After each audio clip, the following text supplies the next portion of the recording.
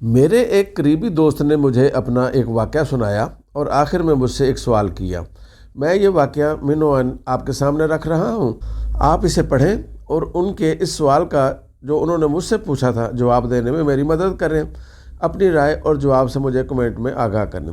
میرے دوست نے بتایا آج سے 27 سال پہلے جب وہ ملتان سے فرار ہو کر لاہور آیا تو اس کی جیب میں 55 روپے اور ہاتھ میں کتابوں سے بھرا اٹیچی کیس تھا۔ لاہور آمد کے بعد میری پہلی دعوت داتا صاحب نے کی۔ ریلوے اسٹیشن سے میں سیدھا ان کے مزار پر پہنچا۔ نہ کوئی فاتحہ پڑھی نہ سلام کیا۔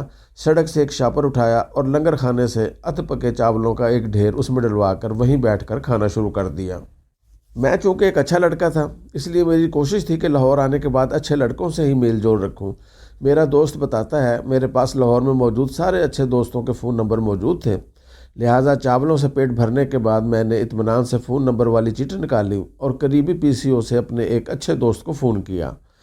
میری آواز سن کر وہ بہت خوش ہوا، لیکن جب اسے پتہ چلا کہ میں اسے بغیر بتائے لاہور آ گیا ہوں اور اب مستقل یہیں رہنے کا ارادہ ہے تو وہ کچھ پریشان سا ہو گیا۔ چونکہ وہ میرا اچھا دوست تھا اس لیے مجھے اس کی پریشانی محسوس نہیں ہو سکی اور میں نے اطمینان سے کہا کہ مجھے اپنے گھر کا ایڈریس سمجھاؤ اور بتاؤ کہ کون سے نمبر کی ویگن تمہارے گھر کی طرف آتی ہے، کیونکہ رات ہو رہی ہے اور میں تھکا بھی ہوا ہوں، لہٰذا اطمینان سے سونا چاہتا ہوں۔ یہ سن کر وہ مزید گھبرا گیا اور جلدی سے بولا میرا گھر تو گرین ٹاؤن میں ہے اور یہاں تک آتے آتے تمہیں 2 گھنٹے لگ جائیں گے۔ میں نے لاپرواہی سے کہا تو پھر کیا ہوا، بے شک 4 گھنٹے لگ جائیں، میں نے کون سا صبح کسی میٹنگ میں جانا ہے۔ اس کے لہجے میں بے بسی اتر آئی، گھگیا کر بولا یار تمہیں میرے ابو کا تو پتہ ہے، بڑے مذہبی انسان ہے اور ہمارے گھر کا دروازہ رات 9 بجے بند ہو جاتا ہے، وہ مائنڈ کریں گے۔ میری آنکھیں حیرت سے پھیل گئیں۔ میرا اچھا دوست لاہور جیسے انسانوں کے سمندر میں مجھ سے ہاتھ چھڑا رہا تھا۔ میں نے جلدی سے کہا لیکن میں رات کہاں گزاروں گا، میرے پاس تو پیسے بھی بہت تھوڑے سے ہیں۔ یہ سن کر اسے اندازہ ہو گیا کہ میں اب اس کے گلے کا ہار بننے والا ہوں، لہٰذا 2 ٹوک لہجے میں بولا سوری یار، ہمارے گھر کا ماحول تو تمہیں پتہ ہے، ابو کبھی بھی کسی غیر کو گھر میں رہنے کی اجازت نہیں دیں گے، میری مانو واپس ملتان چلے جاؤ۔ میں کچھ کہنے ہی والا تھا کہ میری نظر پی سی او کے فون پر پڑی جہاں 2 یونٹ گر چکے تھے۔ بات چونکہ میری سمجھ میں آ گئی تھی لہٰذا بغیر کچھ کہے فون رکھ دیا، 6 روپے دکان والے کو ادا کیے اور باقی کے 49 روپے احتیاط سے جیب میں ڈال کر فٹ پاتھ پر بیٹھ گیا۔ میری پریشانی یکدم بڑھ گئی تھی۔ میں بغیر سوچے سمجھے اچھے دوستوں کے آسرے پر اتنے بڑے شہر میں آ گیا تھا، لیکن اب رات گزارنا بہت بڑا مسئلہ تھا۔ خوف یہ بھی تھا کہ کہیں کوئی اٹھائی گرا میرے 49 روپے نہ اڑا لے جائے۔ اچانک مجھے یاد آیا کہ سنا ہے داتا صاحب کے دربار پر دعائیں بڑی قبول ہوتی ہیں۔ میں نے جلدی سے اٹیچی کیس اٹھایا اور دعا مانگنے کے لیے دربار کی طرف چل پڑا۔ دربار کی سیڑھیوں کے قریب مجھے رکنا پڑ گیا۔ زائرین وہاں اپنی جوتیاں بطور امانت ڈبوں میں رکھوا رہے تھے اور ایک بڑے سے بورڈ پر تحریر تھا جوتیاں یہاں اتاریں، ہدیہ 2 روپے فی جوڑا۔ میری روح فنا ہو گئی۔ میں مزید سرمایہ ضائع کرنا افورڈ نہیں کر سکتا تھا، لہٰذا کچھ دیر غور کیا، اپنی چپل بغلوں میں دبائی اور اٹیچی کیس اٹھائے سیڑھیاں چڑھ گیا۔ سنگ مرمر کے ٹھنڈے فرش پر قدم رکھتے ہی مزہ آ گیا۔ مجھے یقین ہو گیا کہ داتا صاحب نے میری آدھی دعا سن لی ہے۔ سامنے داتا صاحب کا مزار تھا جہاں لوگ دعائیں مانگ رہے تھے۔ میں بھی ادھر چل دیا لیکن پھر ٹھٹک کر رک گیا۔ میں نے دیکھا مزار کے احاطے میں جا بجا لوگ اطمینان سے لیٹے ہوئے ہیں، کئی ایک نے تو کپڑوں سے بھرے شاپروں کو ہی اپنا تکیہ بنایا ہوا تھا۔ میری آنکھوں میں چمک ابھر آئی۔ رات گزارنے کے لیے اس سے اچھا ٹھکانہ کوئی نہیں ہو سکتا تھا۔ میرے اٹھتے ہوئے قدم یکدم دوسری طرف مڑ گئے۔ دعا بھول کر میں شب بصری کے لیے کوئی مناسب کونا ڈھونڈنے لگا۔ پھر صحن میں عین مسجد کے سامنے مجھے ایک جگہ مل ہی گئی۔ میں نے جیب سے رومال نکال کر پھولوں کی پتیوں اور مکھانوں کو وہاں سے صاف کیا، جوتی بیگ میں رکھی، بیگ کو دائیں طرف رکھا، ہاتھوں کا تکیہ بنایا اور اطمینان سے سر رکھ کر لیٹ گیا۔ اسی دوران عشاء کی اذان شروع ہو گئی اور لوگ خدا کے حضور سجدہ ریز ہونے مسجد کی طرف جانے لگے۔ میں نے ایک جماہی لی اور گہری نیند سو گیا۔ آنکھ کھلی تو اذان جاری تھی۔ میں سمجھ گیا کہ میں صرف 1-2 منٹ کے لیے ہی سویا ہوں، لیکن یہ سمجھ نہ آئی کہ اتنی تھوڑی سی نیند سے میری ساری تھکن کیسے دور ہو گئی۔ اسی لمحے مؤذن پکارا الصلاۃ خیر من النوم اور میں ہڑبڑا گیا۔ یہ عشاء کی نہیں فجر کی اذان تھی۔ میں لاہور میں پہلی رات گزار چکا تھا۔ صبح ناشتے میں داتا صاحب میرے لیے دال روٹی لائے تھے۔ میں نے وضو والی ٹوٹی سے منہ ہاتھ دھوئے، لنگر سے جا کر دال روٹی کھائی، جیب میں رکھے پیسوں کو گنا اور بیگ اٹھا کر پھر سڑک پر آ گیا۔ دھڑکتے دل کے ساتھ پی سی او پر پہنچا، جیب سے اچھے دوستوں کے فون نمبرز والی چٹھی نکالی اور باری باری نمبر ملانا شروع کیے۔ ہر اچھا دوست واقعی بہت اچھا ثابت ہوا، کیونکہ گھر سے بھاگے ہوئے برے بندے کو کسی نے بھی لفٹ نہ کرائی۔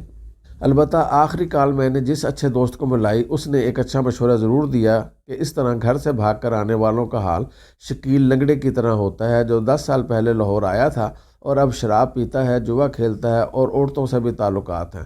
مجھے فوراً یاد آیا کہ میرے پاس شکیل لنگڑے کا نمبر بھی کہیں محفوظ ہے۔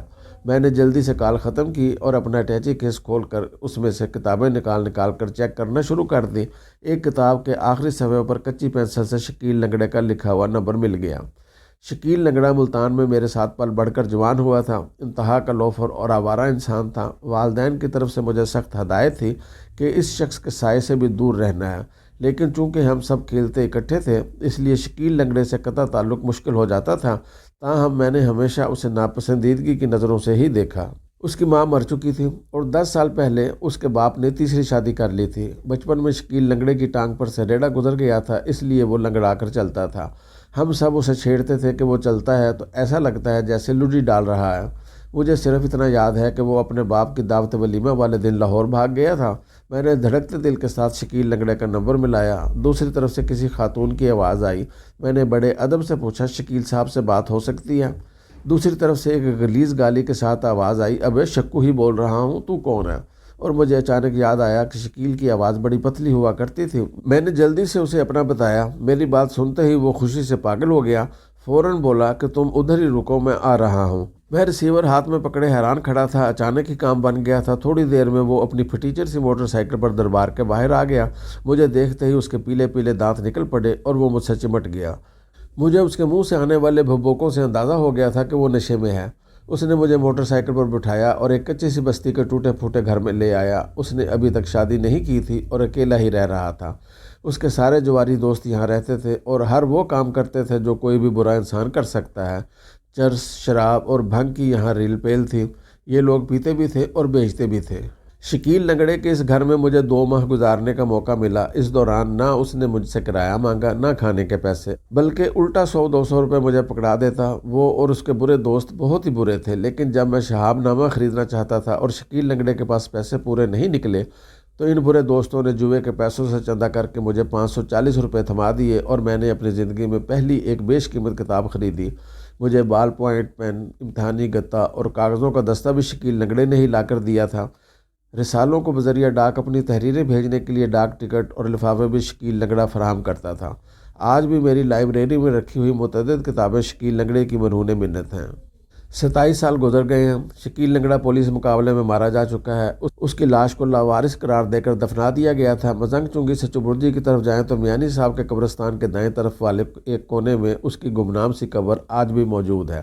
میں جب بھی اس کی قبر پر جاتا ہوں بغیر کچھ پڑھے آ جاتا ہوں۔ کسی نے بتایا تھا کہ ایسے برے لوگوں کے لیے بخشش کی دعا بھی نہیں کرنی چاہیے، لیکن پتہ نہیں کیوں مجھے لگتا ہے جیسے قیامت کے روز جب کوئی کسی کو نہیں پہچانے گا، شکیل لنگڑا ضرور کہیں سے نکلے گا اور مجھے جب بھی ڈال لے گا۔